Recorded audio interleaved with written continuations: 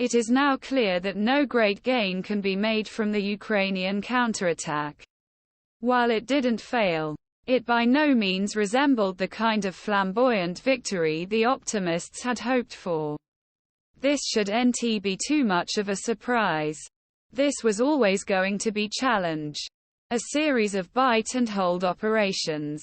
World War I Western Front rather than recent lightning strike. Western officials are now quite openly stating that there will be no imminent advance on the Western Russian lines. As Russians advance towards Kupiansk, the Ukrainians are faced with a burgeoning threat in east. A situation described as complex. As a result, a kind of blame game is being played by both the Ukrainians and their allies. Ukrainians quite reasonably point out that Western equipment can make a decisive difference. There is a point where they write, given that there are currently thousands of tanks, armored vehicles and artillery systems in U.S. warehouses and they unlikely to go east. Ukraine's friends say that more progress could be made if the Ukrainians used the combined arms tactics. They were trained and deployed their forces differently. Of course, the basic assumption behind unified armed warfare is that one of these weapons is air power, which the Ukrainians currently lack. Various re-announcements of F-16s making their way to Ukraine mask the fact that they will not be deployed in any actual numbers until the end of next year.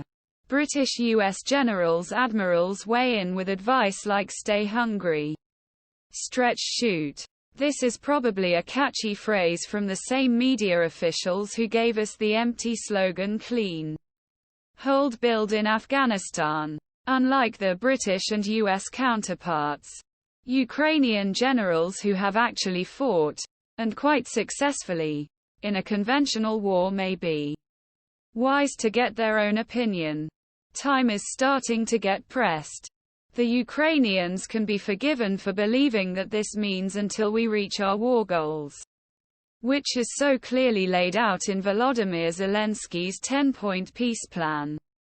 This envisages, among other goals, the liberation all legal territory of Ukraine, including Crimea, which has been called the center gravity and main target by Ukraine's general military commander, because of the risk that Russia will increase its nuclear arsenals.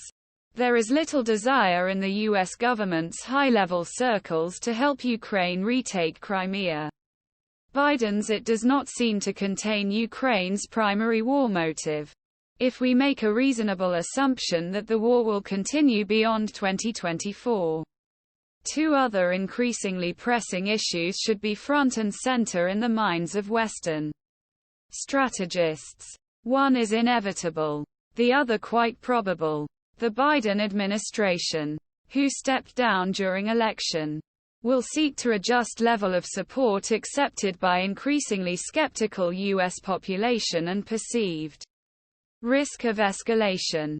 It is certainly possible for a new president to completely change the strategic landscape.